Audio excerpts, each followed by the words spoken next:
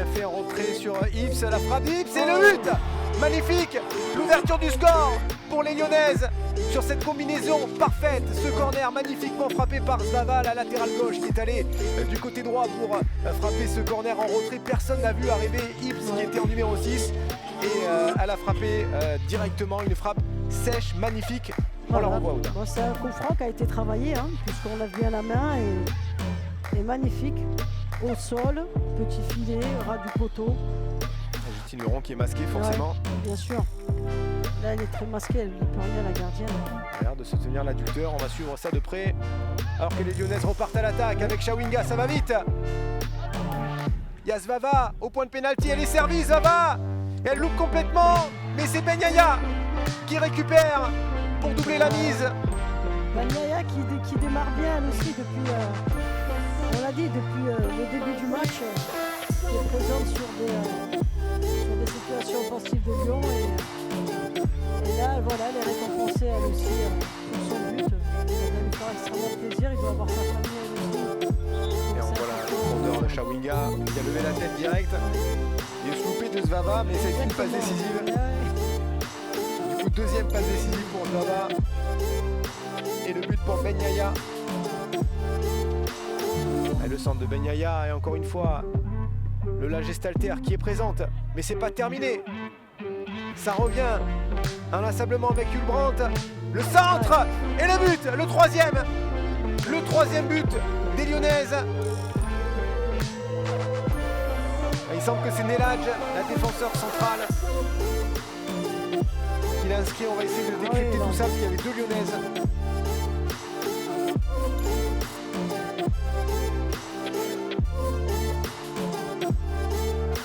Allez, peut-être le contre. Allez, Justine Rouquet, elle va se présenter face à Christiane Endler. Justine Rouquet, et elle perd le duel, mais elle va pouvoir marquer peut-être en deuxième intention. Et le but. Le but Montpellierin, Justine Rouquet y a cru jusqu'au bout. La réduction du score. Et Bernard Gasset qui s'enflamme. Enfin une passe qui arrive à destination, on la revoit, cette passe en profondeur.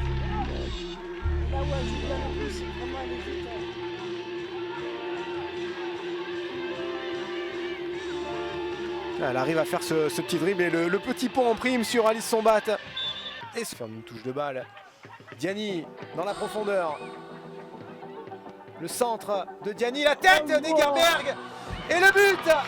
Le but de Lyon. Cette tête d'Egerberg qui a été magnifiquement sortie par Justine Leron. Ouais, magnifiquement sortie par Justine Leron.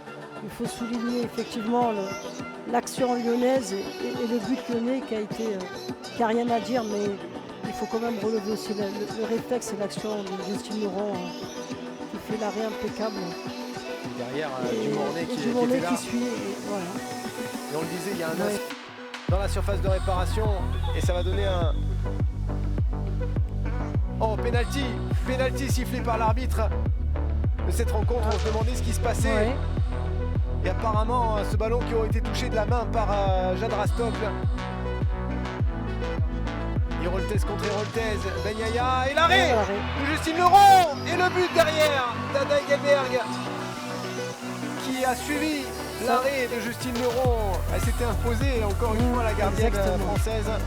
Et ça c'est frustrant pour une gardienne quand tu...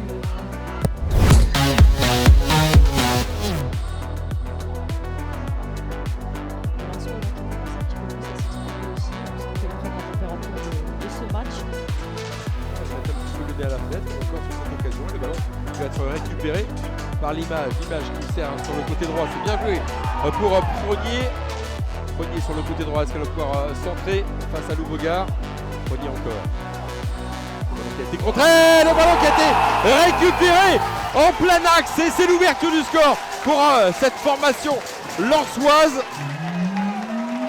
Et l'ouverture du score, c'est pour Révéli, me semble-t-il. On va sans doute revoir ça au ralenti, mais effectivement, c'est Manon Révéli qui ouvre le score pour le Racing Club de Lens. On le revoit un petit peu tard là, hein. C'est vrai que Lou Bougard qui met un peu de temps à intervenir à un centre très puissant, hein, dans les 6 mètres, qui est très dur à défendre pour le gardien, et puis Ravelli qui vient pour chez vous.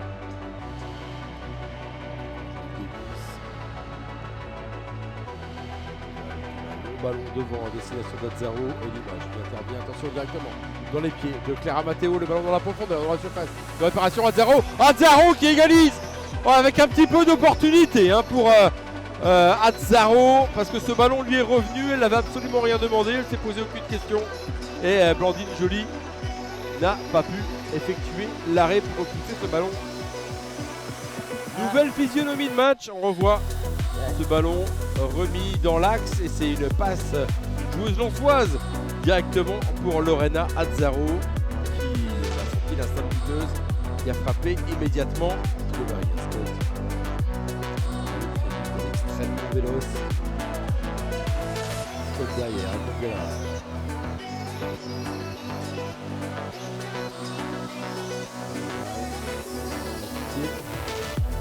attention, encore un ballon qui traîne, le ballon et la frappe. Oh, la frappe derrière, encore une fois un but chanceux pour le Paris FF. C'est Jedlinska qui frappe et qui trompe Blandine Joly pour donner l'avantage pour la toute première fois de la soirée au Paris FC.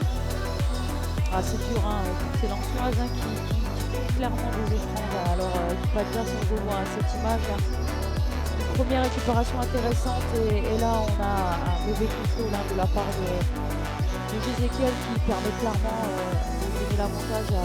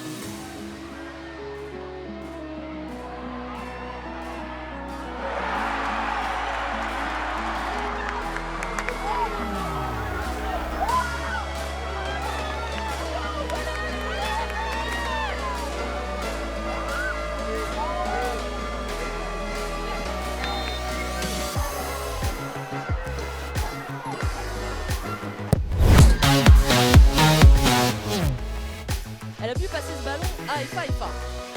Efaifa dans la surface avec Adjabi. Le contrôle était un petit peu long.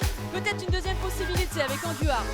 Centre Hara de terre. Madeline Roth qui se retourne. Roth face à Burns. Et le ballon déjà à l'intérieur du but. Est-ce qu'il sera pour Madeline Roth ou un CSC de Julie Pasquero? On le verra, en tout cas on l'a dit. L'entame, elle est parfaite des Havraises. Elles sont bien rentrées dans leur match. Et la sentence, elle arrive rapidement quand même pour les Nantaises. C'est Romain Anguard, hein, qui fait aussi un bon travail sur son côté gauche. À l'image de ce ballon, Julie Pasquero qui n'arrive pas à se dégager. Madeline Roth qui récupère. Et le ballon qui passe entre les jambes. Des mini-peurs. On revoit, hein, le bon travail même en amont, hein, de cette action de Julie Viro. Léa Khelifi qui a toujours marqué à domicile cette saison. Léa Khelifi, le contre-pied parfait.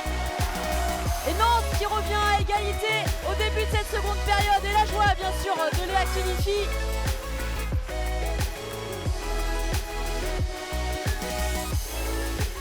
Sereine, Léa Khelifi qui a pris l'information. Léa Khelifi qui est parti un petit peu tôt.